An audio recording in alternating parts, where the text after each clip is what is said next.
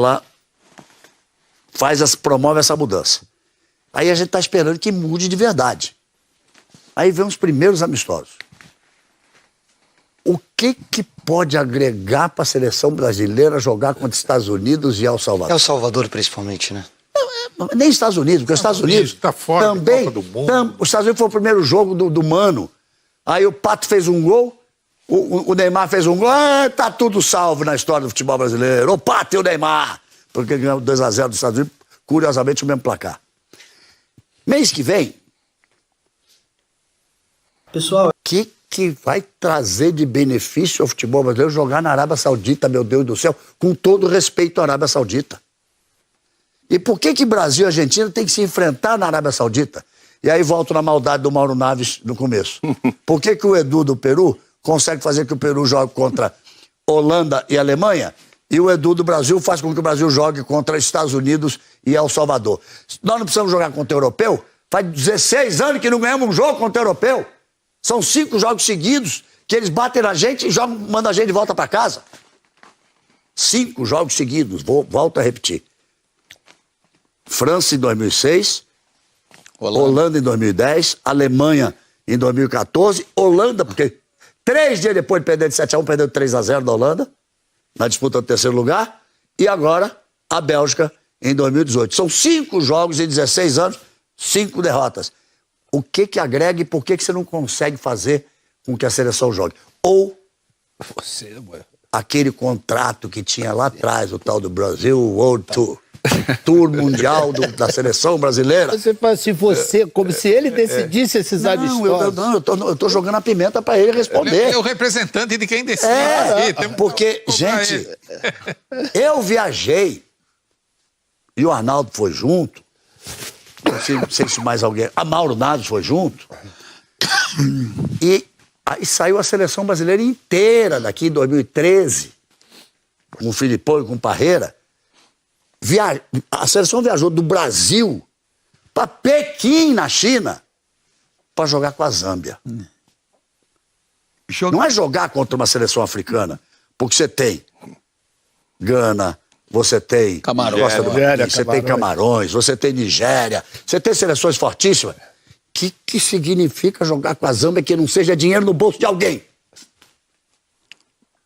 que significa jogar com El Salvador que não seja dinheiro no bolso de alguém? Esse contrato você não tem nada com isso, veio lá do Ricardo Teixeira lá atrás. Mas eu tenho a responsabilidade sim, Galvão. E é importante a gente ver um pouco o histórico desde quando nós chegamos na seleção e assumimos a seleção brasileira.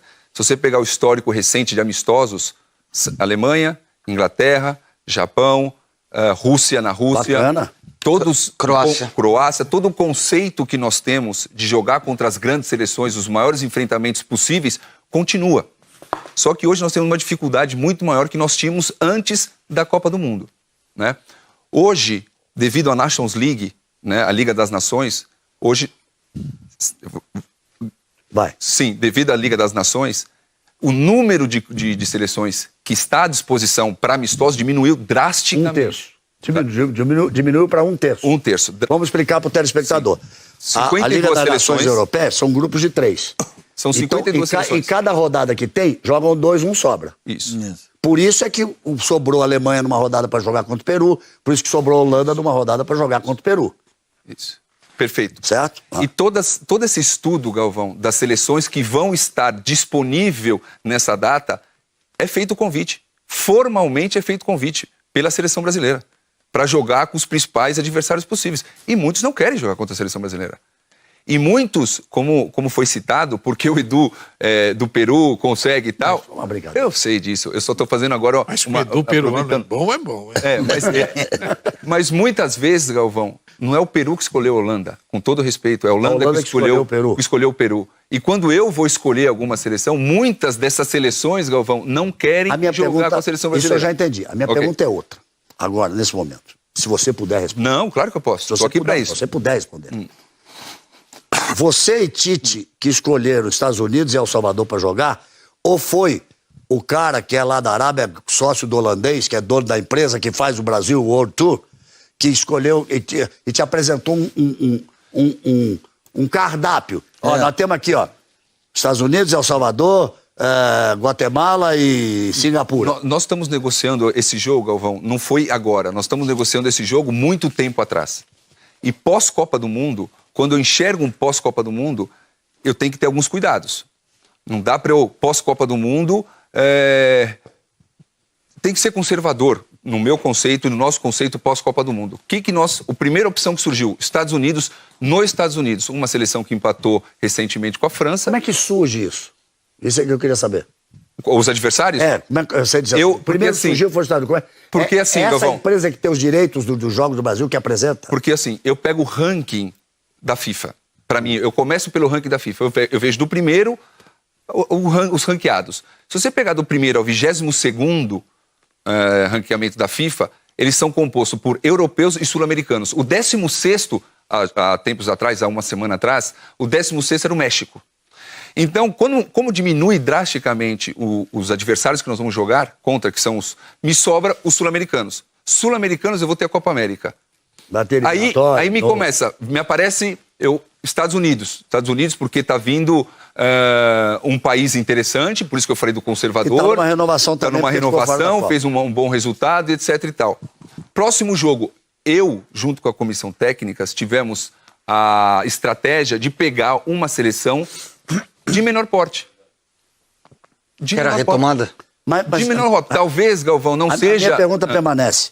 Esses jogos não são da empresa que detém os direitos dos amistosos da seleção brasileira? Galvão, a responsabilidade técnica de jogar contra qualquer seleção é nossa.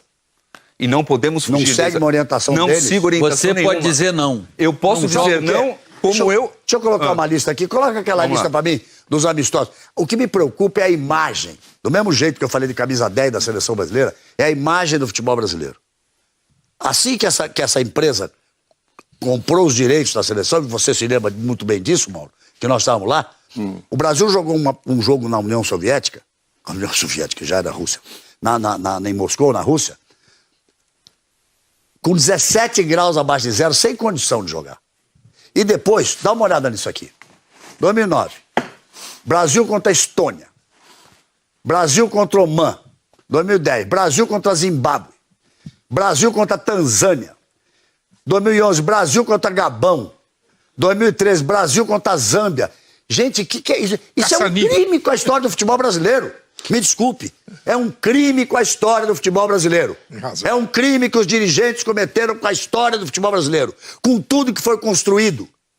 Com os 5 títulos mundiais. É um crime contra todos os craques e grandes jogadores, como o Júnior que está aqui do lado, que deram a vida com essa camisa da seleção brasileira. Isso é uma falta de respeito à história do futebol brasileiro. É uma falta de respeito. E como eu acho que jogar contra o Salvador é uma falta de respeito ao futebol brasileiro. Me desculpe, Edu. Imagina, eu acho o trabalho de vocês ótimo, mas acho isso uma falta de respeito com tudo aquilo que foi conquistado pelo futebol brasileiro. Galvão, só um detalhe, o Baldão falou ali assim na hora, caça-níquel. Eu acho que esse termo é errado, porque todos os jogos já estão vendidos. Se a seleção jogar contra a Alemanha amanhã ou contra a Zâmbia... É o mesmo dinheiro. É mesmo. Quem tem que buscar o dinheiro é quem já pagou lá atrás. E outra coisa, comercializar não são o jogo. amistosos caça-níqueis, não são. E todo mundo fala, o Brasil está com amistosos caça-níqueis. Na verdade, o Brasil já recebeu esse dinheiro há muito tempo, até onde eu entendo, né, Edu? Tá perfeito. Mas Por sabe isso que que eu falei que a aconteceu isso aqui? responsabilidade técnica é nossa. Eu não quero fugir da nossa responsabilidade que nós temos perante a seleção brasileira. Me permita uma coisa. Sabe o que aconteceu com isso aqui? Sabe o que aconteceu com isso aqui? Quando começou o contrato com essa empresa que detém os direitos, os jogos eram na Inglaterra, no estádio do Arsenal, onde você jogou. Teve a honra de jogar num grande time de nível mundial. Depois os jogos foram começando a perder o interesse, porque os adversários caíram, o nível dos adversários foi caindo, e aí passou a jogar no campo do Tottenham. Com todo respeito ao Tottenham, é um time médio para grande do futebol inglês. Naquela época não era tão bom quanto é agora, porque também não tinha dinheiro de fora. E depois foi jogar no campo do Fulham. Contra a Gana em 2011 no campo do Fulham. Arnaldo, como é que foi para chegar na cabine, Arnaldo? Pô, subimos, passamos por um... Telhado. Não, por um... Telhado. Telhado. Ah, peraí. Como é que fala assim, pombal? Aquele que... Porque... Se tivesse galinha, seria galinheiro. Mas quando era pombo, era um Pombal. Aí passamos por lá, se esquivando assim. Esquivando dos detritos dos pombos. E na hora que nós chegamos, estava tudo forrado. É azar nosso da nossa cabine, nós não temos nada com nós não significamos nada no futebol brasileiro. Eu queria chegar estou dizendo o estádio é de terceira divisão do futebol do Brasil. Mas eu queria falar sobre a seleção brasileira não pode jogar no campo do Furra, meu Deus do céu. Eu queria falar do aspecto não técnico, deveria. Galvão. Aspecto técnico. No mínimo não deveria, tá certo? Galvão, eu queria falar do aspecto técnico. Ele falou sobre os sub-17, sub-15, que tem que jogar entre equipes grandes para poder avaliar os garotos. A mesma coisa da seleção brasileira. Como é que você vai fazer uma avaliação, jogar com o Salvador? Como é que você vai fazer uma avaliação, jogar com esse pessoal? Aí não testa o cara. Será que o garoto é bom, esse que está jogando agora? Surpreendentemente também, os públicos foram muito pequenos. Quem?